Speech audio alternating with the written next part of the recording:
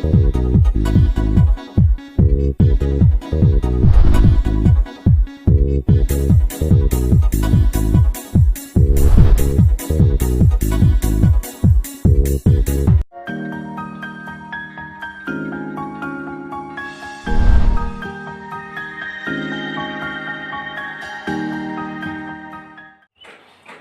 विद्यार्थियों को good morning. देखिए, कल हम लोग जहाँ तक भी बताया गया था आप लोग को दर्पण में अवतल उत्तल में स्थिति, इसके अलावे प्रतिबिंब की सहायता से पहचान। अब हम लोग को इसमें कुछ थ्योरी बचा हुआ है। एक आर और एफ के बीच संबंध, यू भी एफ के बीच संबंध और आवर्धन, 3 थ्योरी है। इन 3 थ्योरी के बाद इस चैप्टर का थ्योरी समाप्त हो जाएगा। ध्यान से सुनेंगे, आज परिभाषा वगैरह कुछ नहीं है, इसमें केवल ज्यामिति की तरह गौर से समझना है और देखना है। तो आइए, इसमें क्वेश्चन पूछा जाएगा कि गोलीय दर्पण में सिद्ध करे R बराबर 2F या F बराबर R/2, अथवा इसी को शब्द में लिखा जाता है कि गोलीय दर्पण की वक्रता त्रिज्या फोकस दूरी से दुगनी होती है या फोकस दूरी वक्रता त्रिज्या की आधी होती है। तो ये सारे शब्दों का अर्थ एक ही है, सिर्फ बोलने और लिखने में अलग दिखता है, लेकिन उसका मान समान होता है। R बराबर 2F या F बराबर R/2, दोनों एक ही चीज है। ये R के संबंध में, ये F के संबंध में, लेकिन दोनों का एक ही अर्थ है। वही बात, इसको शब्द में बोलेंगे तो वक्रता त्रिज्या फोकस दूरी से दुगनी होती है। इसको शब्द में बोलेंगे तो फोकस दूरी वक्रता त्रिज्या से आधी होती है। तो दोनों एक ही चीज है, ध्यान रहे।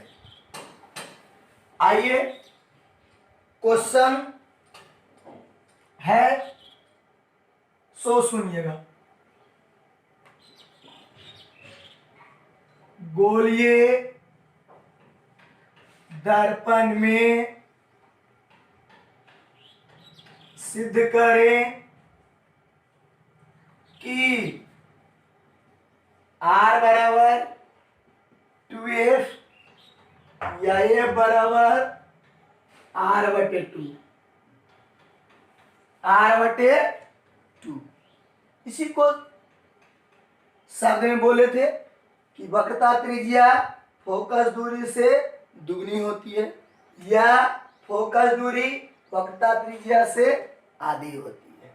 अब गोलीय दर्पण बोला गया तो आप पढ़ें कि गोलीय दर्पण का 2 भाग होता, अवतल और उत्तल।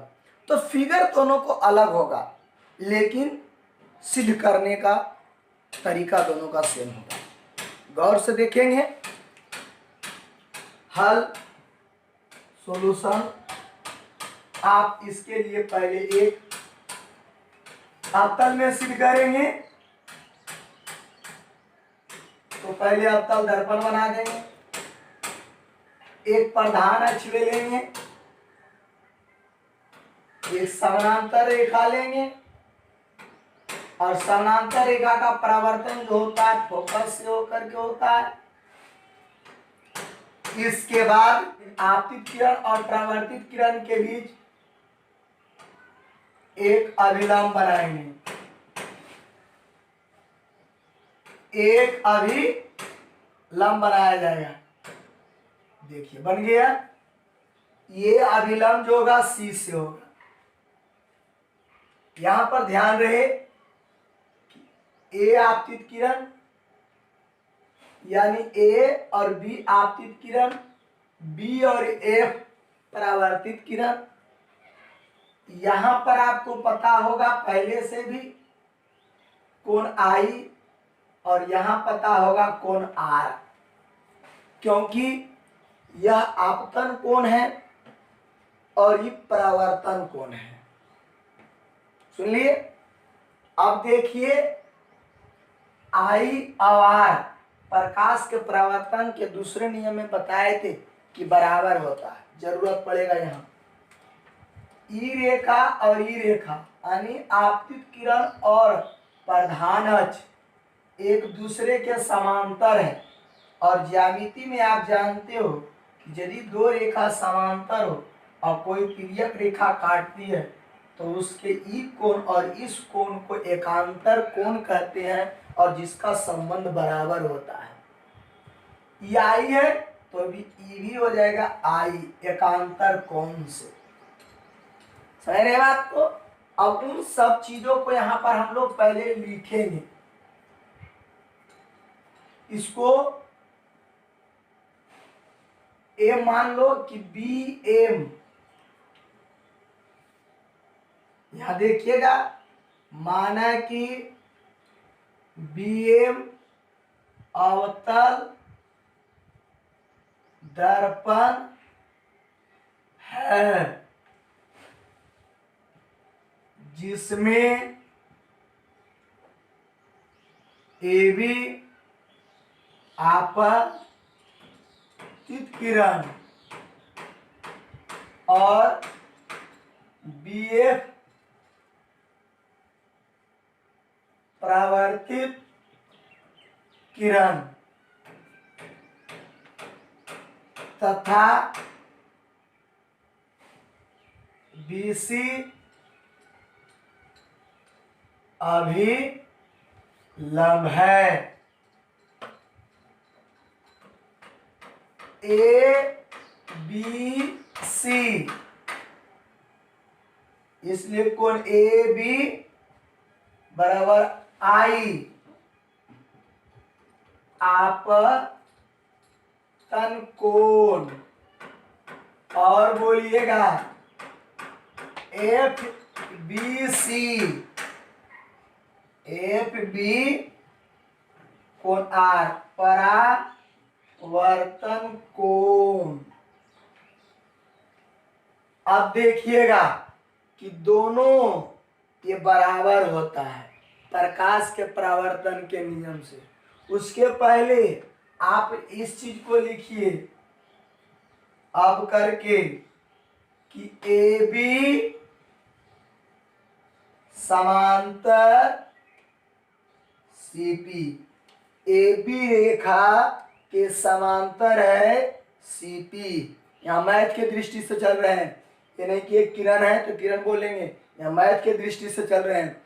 ए बी सी पी समानांतर रेखा है, इसलिए कोण ए बी सी बराबर ए बी सी, ई कोण बराबर ई कोण एकांतर से बी सी एफ, कोण बी सी एफ कहाँ से, एकांतर कोण से।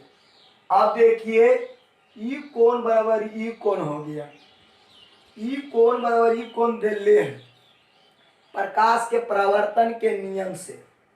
अब देखिए यहां से A B C, A B C का मान दिल है आई, यानी कोण B C F, B C F के जगह पर क्या आ गया आई, ए पी सी की जगह क्या दिल है आई, तो यहाँ इसका मान दे दिए आई और बी सी एफ क्या हो गया आई।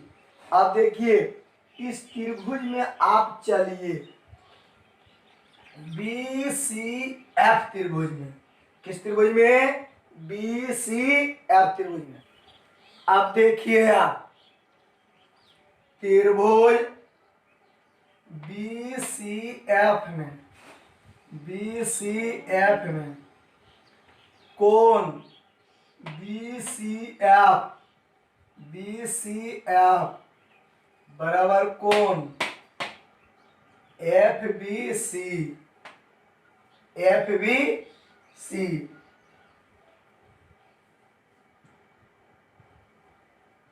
क्योंकि कोण आई बराबर कोण आर परावर्तन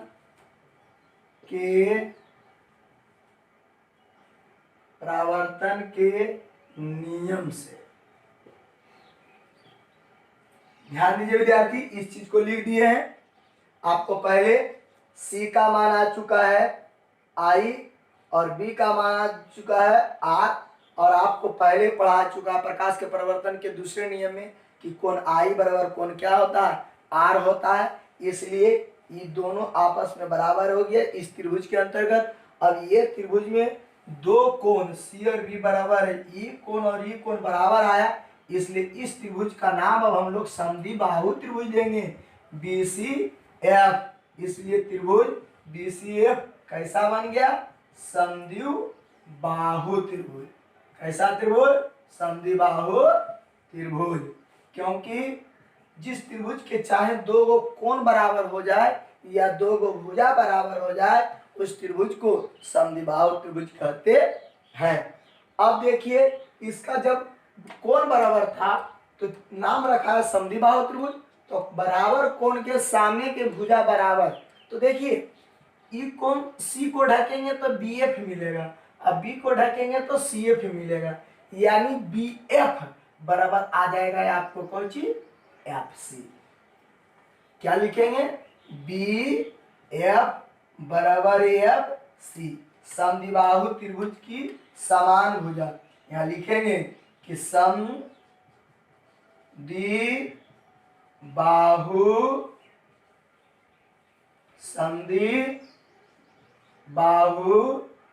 त्रिभुज के समान भुजा, ये समान भुजा हो गया, यानी CF ई भुजा और ई भुजा बराबर आ गया। इस बात को याद रहे। अब आप लोग को ज्यामिति में एक रेखा के जितने भी खंड किया जाए और उन सभी खंडों को जोड़ा जाए तो पूरे रेखा के बराबर होता है। देखिए CP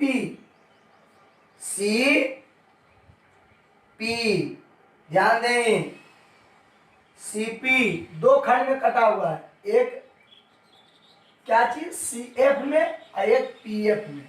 ध्यान दें, CF में और PF में, तो आप लिख सकते हो CP बराबर CF यानी FC प्लस PF।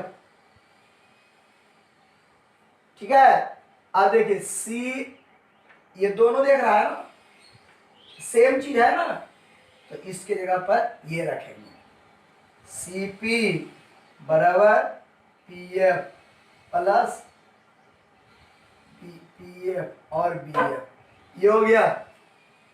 देखिए यहाँ BF दे ले, FC बराबर BF, तो जहां FC आया वहां BF दे देंगे। अब आ गया BF और PF। अब देखिए विद्यार्थी, दर्पण की चौड़ाई को द्वारक कहते हैं। इस रेखा को तुलना इसके बराबर में करेंगे जो छोटे द्वारक से होगा। BF के जगह पर PF लिखेंगे तो गलत नहीं होगा, इसका मान होता है छोटे द्वारक से। क्या यहाँ पर लिखेंगे कि CP बराबर BF के जगह पर PF और फिर से PF, इसका मान यहाँ लिख देना छोटे द्वारक से। अब देखिए PF दो गो हो चुका है, यानी CP 2PF, चिन्ह परिपाटी से मान दे देंगे। C और P यदि कोई गोला हो और उसका सेंटर हो तो इस सेंटर से यहाँ की जो दूरी होती है वो त्रिज्या कहलाता, यानी ये हो गया त्रिज्या R। और आप लोग को पढ़ाए हैं कि फोकस और ध्रुव के बीच की दूरी को फोकस दूरी कहते हैं और इसे F से सूचित किया जाता है। तो यहाँ दे देंगे 2F, दे रहा है, या इसी को लिख सकते हो इधर ला करके F बराबर इसमें भागा दे देंगे R/2। यही साबित करना था। समझे बात को? तो देखा विद्यार्थी, r बराबर 2f या f बराबर 2r, इसी को हम लोग यहाँ पर ध्यान से देखिएगा, सुनिएगा कि इस पर एक क्वेश्चन देते हैं, बहुत छोटा सा क्वेश्चन, आप गौर करेंगे। क्वेश्चन है गोलीय दर्पण की वक्रता त्रिज्या 50 सेंटीमीटर, तो फोकस दूरी का मान बताएं। देखिए यहां पर दिया है वक्रता त्रिज्या, जिसको आप आर कहते हो, वक्रता त्रिज्या बराबर 50 सेंटीमीटर। अभी इसमें चिन्ह परिपाटी नहीं भी दर्शाएंगे, कोई दिक्कत नहीं। अब पूछ रहा है फोकस दूरी। फोकस दूरी के 3 नाम था, फोकस दूरी, नाभ्यांतर, फोकसांतर, तो ये तीनों में से अब निकालना है फोकस दूरी। फोकस दूरी जिसको स्मॉल एफ कहते हो, सूत्र हो गया r/2, अभी निकाला है, तो f बराबर 50/2 कट गया, आ गया f बराबर 25 सेंटीमीटर। यदि ये गोलीय दर्पण के जगह पर उत्तल नाम देता तो यह सही प्लस में रहेगा, लेकिन यदि ये गोलीय दर्पण में अवतल नाम दे देगा तब ये हो जाएगा माइनस, क्योंकि ये त्रिज्या हो जाएगा माइनस चिन्ह परिपाटी पर जब हम बनाएंगे तब। लेकिन ये गोलीय दर्पण बोल दिया जहां पर ये जिक्र नहीं है कि अवतल है कि उत्तल है, तब हम लोग को चिन्ह परिपाटी से कोई संबंध नहीं, डायरेक्टली इसको हम लोग बनाएंगे।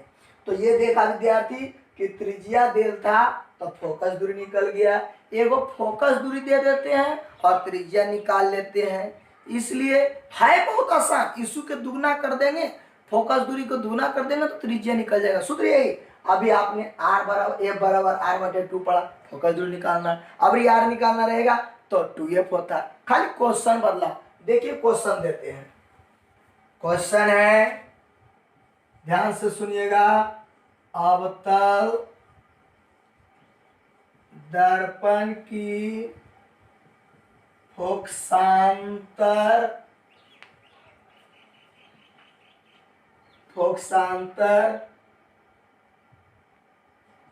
15 सेंटीमीटर, तो अर्ध व्यास क्या होगा? ध्यान दें विद्यार्थी, फोकसांतर मतलब फोकस दूरी, और अर्ध व्यास मतलब त्रिज्या, अर्ध व्यास मतलब त्रिज्या। हल फोकस दूरी, अब देखो यहाँ अवतल है तो आप अवतल भी लिख सकते हो, सॉरी, हल अवतल दर्पण की फोकस दूरी स्मॉल ए बराबर 15 सेंटीमीटर, और याद कीजिए चिन्ह परिपाटी में कि फोकस दूरी में माइनस था अवतल में। अब इसका अवतल दर्पण की अर्धव्यास मतलब त्रिज्या बराबर 12, r बराबर 2 गुने -15, r बराबर -15 दूनी 30 सेंटीमीटर। ये माइनस का मतलब अवतल दर्पण दर्शा रहा है, उत्तल में यह चीज प्लस आएगा, अवतल में यह माइनस आएगा, इसका मतलब यह चिन्ह परिपाटी को दर्शाता है। बात को याद रहे। तो ये हम लोग को यदि फोकस दूरी दे रहेगा, फोकसांतर दे रहेगा, नाभ्यांतर दे रहेगा, तो अर्धव्यास मतलब त्रिज्या निकल जाएगा, या अर्धव्यास दे रहेगा तो फोकस दूरी निकल जाएगा। दोनों को सूत्र लगाएंगे, r बराबर 2f और f निकालना रहेगा तो r/2 बहुत आसानी से निकाल सकते हो, बहुत अच्छी तरीका है। ध्यान दो। अब आगे का अवतल दर्पण में सिद्ध करें 1/A बराबर 1/V प्लस 1/U। इसी को बोलते हैं दर्पण सूत्र। ध्यान दें विद्यार्थी, अवतल दर्पण में कहे या उत्तल दर्पण में कहे, केवल चित्र अलग होगा, प्रक्रिया नहीं होगा। और 9th क्लास में आप लोग को ज्यामिति में, त्रिभुज में, समरूप त्रिभुज इत्यादि के बारे में जो बताया गया है उसको आप दोबारा रिपीट कर लेंगे तो थोड़ा ज़्यादा समझ में आएगा। यहाँ पर गौर से कीजिएगा, क्योंकि यहाँ पर हम समरूप सिद्ध नहीं करेंगे, डायरेक्ट समरूप लिखेंगे। क्योंकि जितने भी थ्योरम सिद्ध किया जाता है और उसमें उसके मदद से जब सिद्ध की जाती है तो वो लिखा जाता है, और लिखने के बगल में लिख दिया था कहाँ से आया, ये नहीं कि उसको फिर से सिद्ध कीजिए। तो ये इस बात को याद रहे, यहाँ पर हम लोग को समरूप त्रिभुज की जरूरत पड़ेगा तो वहां पर लिखा जाएगा कौन सी समरूपता का नियम से समरूप होल है, याद रहे। ध्यान से देखिए, तो ये अवतल दर्पण का पहले फिगर बनाएंगे। अवतल, देखिए बन गया। ये प्रधान अक्ष लेंगे, यहां वस्तु रखेंगे, कहीं भी रख सकते हो, लेकिन यहां से रख करके फिगर बनाने में ज्यादा सुविधा भी होता है और सिद्ध करने में। और आपको पता होगा समांतर किरण फोकस से चलती है और यह जो होती है वक्रता केंद्र से चलती है। देखिए, समांतर किरण फोकस से गुजरती है और जो वक्रता केंद्र से चलती है वो दर्पण पर पड़ने के बाद उसी रास्ते से। तो देख रहा है विद्यार्थी कि दोनों किरणें यहाँ पर आकर के मिलती है, प्रधान अक्ष के नीचे वस्तु रखाया ऊपर और बना प्रतिबिंब नीचे, मतलब उल्टा बन गया। ए और बी वस्तु है जिसका प्रतिबिंब ए डैश और बी डैश के रूप में दर्शा रहे हैं। यहाँ पर ई 90 डिग्री दर्शा रहा है, यहाँ पर ई 90, यहाँ पर ई 90। अब ध्यान दो, इसको द्वारक, दर्पण की चौड़ाई को द्वारक कहते हैं। ये Q जो है P के बहुत बहुत निकट है। Q जो है P के बहुत बहुत निकट है, इसलिए Q की जगह पर हम लोग यहाँ P लिखेंगे और बगल में लिख देंगे छोटे द्वारक से, क्योंकि छोटे द्वारक में P Q के बहुत निकट है। अब देखिए, इसको आप बोलेंगे कि M और M डैश अवतल दर्पण है। ध्यान से देखिएगा, बहुत आसान है, ये भी ज्यामिति की तरह है। एक बार हम लोग इस त्रिभुज और इस त्रिभुज में चलेंगे और एक बार ई त्रिभुज और ई त्रिभुज में चलेंगे, और दोनों को समरूपता के नियम से यदि त्रिभुज समरूप होते हैं तो उसकी संगत भुजा समानुपाती होता है। तो यहाँ यदि दोनों को पहले समरूप दिखा देंगे और फिर भुजा समानुपाती रख देंगे, चिन्ह परिपाटी से इसका मान रख देंगे, सिद्ध हो जाएगा। आप गौर करेंगे। हल में आपको फिगर पहले बन गया। अब देखिए, यहाँ पर लिखना पड़ेगा, माना कि M डैश अवतल दर्पण है। अवतल, देखो M और M डैश को अवतल दर्पण है जिसमें P Dhruv, A focus, C का समान अर्थ है। यानी ये कोई बदला हुआ इसमें नहीं है। इसमें जो फोकस के बारे में आप पहले पढ़े हैं वही यहाँ पर फोकस दर्शा रहा है। जो आप पहले ध्रुव के बारे में पढ़े हैं वो यहाँ P दर्शा रहा है। आप जो वक्रता केंद्र के बारे में पढ़े हैं यहाँ C दर्शा रहा है। वो यहाँ अलग अर्थ नहीं है, पहले लिखाया गया है कि ध्रुव दर्पण के ज्यामितीय निरूपण को ध्रुव कहते हैं और इसे P से सूचित किया जाता है। और फिर बताए थे प्रधान अक्ष पर का वह बिंदु जिस पर प्रकाश की किरणें परावर्तित के बाद मिलती है उसे मुख्य फोकस कहते हैं और इसे F से सूचित किया जाता है। पीछे वाले वीडियो में ये सभी परिभाषाओं को लिखाया गया है, आप उसको ध्यान से देखेंगे। वक्रता केंद्र आपको बताया गया है कि जिस गोलीय दर्पण जिस खोखले गोले का भाग होता है उस गोला का केंद्र ही वक्रता केंद्र कहलाता है। तो पीछे वाला ही अर्थ है, कोई अलग अर्थ नहीं होता है, इसलिए ध्यान से समझिए। देखिए विद्यार्थी, त्रिभुज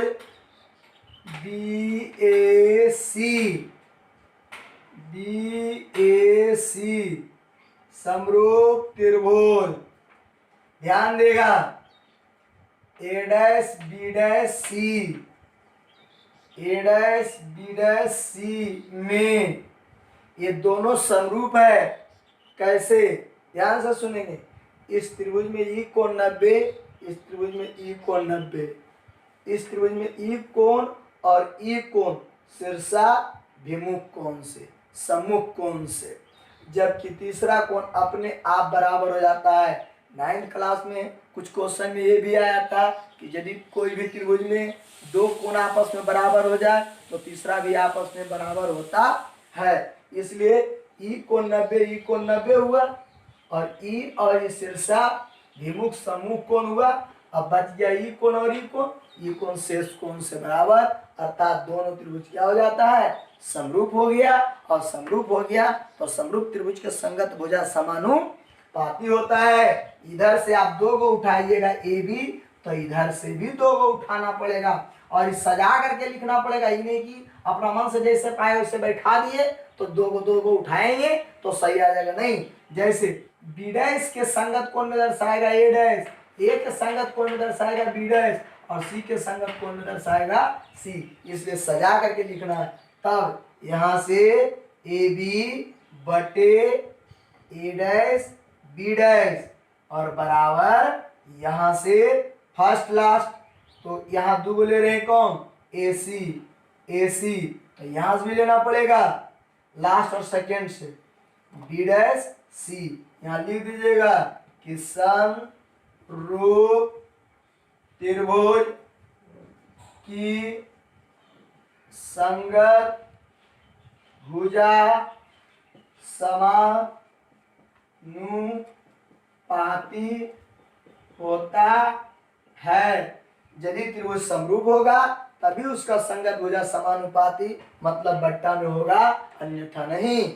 अब देखिए यहाँ रहने दीजिए AB बटे A', B' और आपको चिन्ह परिपाटी में बताया गया था कि सभी दूरी को ध्रुव से मापा जाता है। अब AC को ध्रुव से नापेंगे, A और C ध्रुव कहाँ है बेटा, तो P है, तो AC को इतनी मान निकालना है। तो ऐसा करो ने, AP में इधर में घटा दो, बोलिए AP में घटा देंगे। देखो ये टोटल में इस साइड घटा दो CP तो AC बन जाएगा।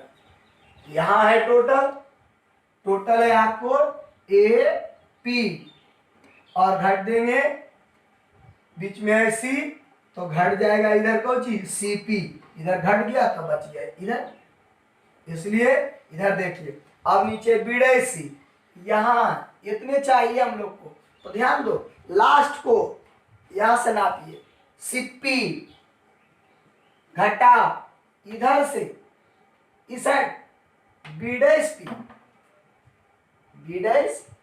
इक्वेशन मान लीजिएगा इसको, क्योंकि सभी दूरी ध्रुव से नापा गया है, क्योंकि सब में P है।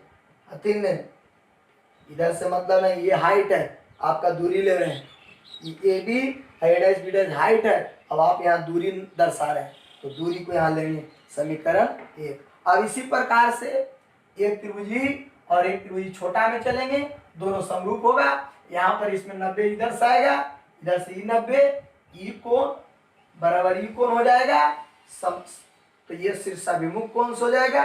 फिर दोनों त्रिभुज समरूप हो जाएगा विद्यार्थी। जब समरूप हो जाएगा तो संगत भुजा समानुपाती होगा, और संगत भुजा समानुपाती होगा तो सेम प्रोसेस इसमें करना है। जैसे इसमें सभी दूरी को ध्रुव से निकाला गया है, उसी प्रकार से उसमें भी सभी दूरी को ध्रुव से निकाल लेंगे, और फिर चिर परिपाटी से यूवीएफ का मान दे देंगे, क्रॉस मल्टीप्लाई कर देंगे, काटने वाला रहेगा काट देंगे, और बाकी ये देखिए एफ भी और यू तीनों भागा में है, बट्टा में है, तो हम लोग भाग जब देंगे यूवीएफ से तो ऑटोमेटिक ऐसा आ जाएगा। तो ध्यान से रहे, समीकरण 1 जैसे निकाले हैं उसी समीकरण 2 निकालेंगे। इसमें कुछ हम मिटाते हैं, गौर कीजिएगा, सिर्फ नीचे वाला मिटा रहे हैं। अब देखिए दूसरा समीकरण हम लोग कहां से निकालते हैं, त्रिभुज एम क्यू एफ समरूप त्रिभुज ए डैश बी डैश एफ में यहां से एम क्यू बटे ए डैश बी डैश बराबर क्यू एफ बटे बी डैश एफ। अब देखिए विद्यार्थी, एम क्यू की जगह पर आप दे दीजिएगा ए बी, आयत से, आयत के आमने सामने के भुजा बराबर होता है, तो एम क्यू की जगह पर पड़ जाएगा ए बी बटे ए डैश बी डैश, इधर रहने दो क्यू एफ बटे बी डैश, और यहां लिख दो ए बी एम क्यू आयत ए बी एम क्यू में ए बी बराबर एम क्यू। इस आयत से मान हम लोग ए बी की जगह पर, सॉरी एम क्यू की जगह पर ए बी पुट कर देंगे। अब हम लोग चिन्ह परिपाटी से मान देंगे ए बी बटे ए डैश बी डैश बराबर क्यू की जगह पर पी दर्शाएंगे छोटे द्वारक से पी एफ, और देखो ई दूरी चाहिए हम लोग को, ई दूरी यहां से बी डैश एफ चाहिए, तो इसको यहां से नापो, बी डैश पी घटा इसको यहां से नापो पी एफ, ये आपको आ गया छोटे द्वारक से, छोटे द्वारक से क्यू पी के बहुत बहुत निकट है, समझे। अब हम लोग इसको एक लाइन आगे बढ़ा करके मान लेंगे इक्वेशन 2 पी एफ बटे बी डैश पी और घटा पी एफ, समीकरण 2। अब पहला समीकरण के इस पक्ष जिसको आप बोलते हो बायां पक्ष, पहला समीकरण में बायां पक्ष देखिए और दूसरा समीकरण में बायां पक्ष देखिए, दोनों बराबर होगा। अब हम लोग इस चित्र को अभी भी रखेंगे, चिन्ह परिपाटी लिखेंगे। यहां देखिएगा विद्यार्थी, मिटा देंगे तो दिखाई नहीं पड़ेगा ढंग से, समझ नहीं पाएंगे, इसलिए हम रखे हुए हैं। याद रखिए बोर्ड छोटा है, दिमाग में छोटा है आपका, समझने की कोशिश कीजिए। यहां आ गया। अब हम लोग चिन्ह परिपाटी से, आप गौर से देखिएगा, यहां चिन्ह परिपाटी से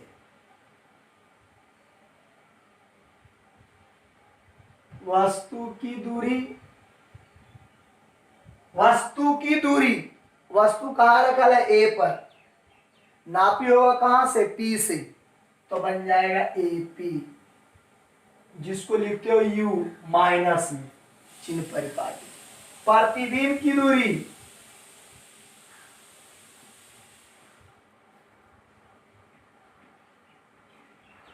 प्रतिबिंब बन रहा है बी डैश पर, नापी होगा पी से, यानी बी डैश पी बराबर भी, ई भी माइनस में, अवतल में सभी माइनस, और वक्रता त्रिज्या त्रिज्या CP बराबर R माइनस में, इसी को लिख सकते हो 2F भी, क्योंकि हम लोग को जरूरत पड़ेगा F में, तो R के जगह पर हम लोग 2F दे देंगे। फोकस दूरी, फोकस दूरी, फोकस PF, जिसको लिखोगे स्मॉल f। फिर से देखें ध्यान से, चिन्ह परिपाटी जरूरी। वस्तु रखा हुआ A से, नापी होगा P से, AP हो गया वस्तु दूरी, U दर्शाते माइनस में, प्रतिबिंब बन रहा है B डैश पर, नापी होगा P से तो बन जाएगा B डैश P, और ये होगा V माइनस में क्योंकि वास्तविक प्रतिबिंब है, और वक्रता त्रिज्या केंद्र हो गया C सेंटर, और नापी होगा P से तो बन गया CP बराबर -R। इसी को 2F भी लिखेंगे, माइनस A भी लिखेंगे, 2F माइनस में ही लिखेंगे।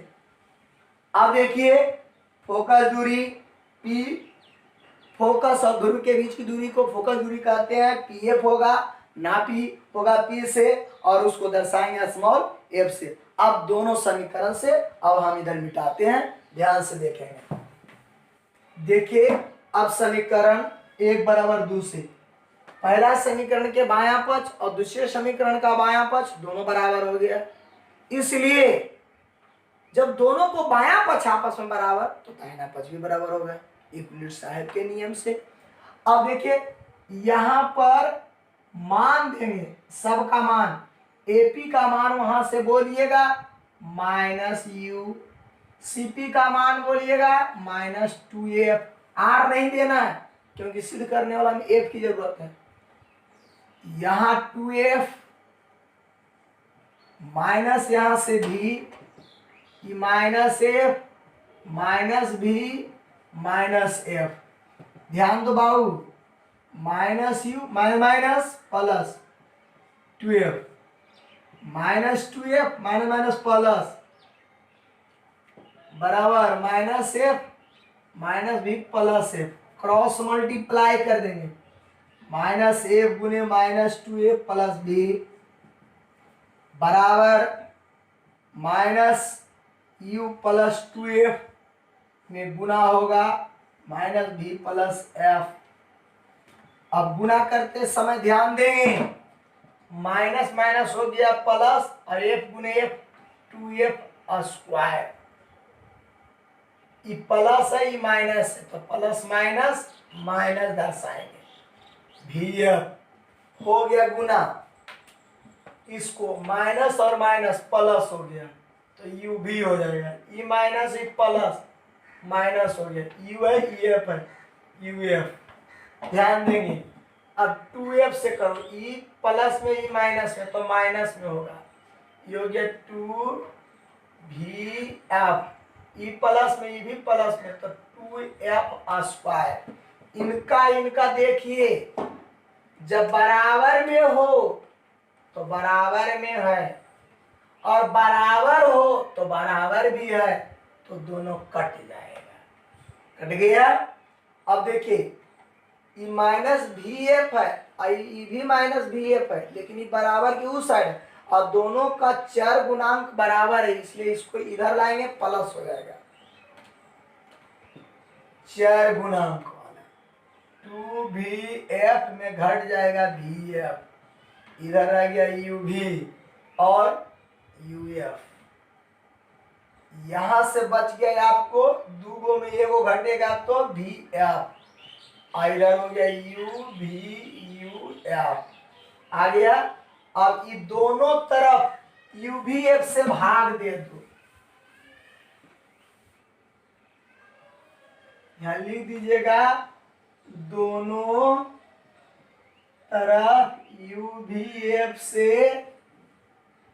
भाग देने पर, तो इधर था आपको VF UVF और इसमें है UV बटे UVF, और इधर माइनस है UF UVF।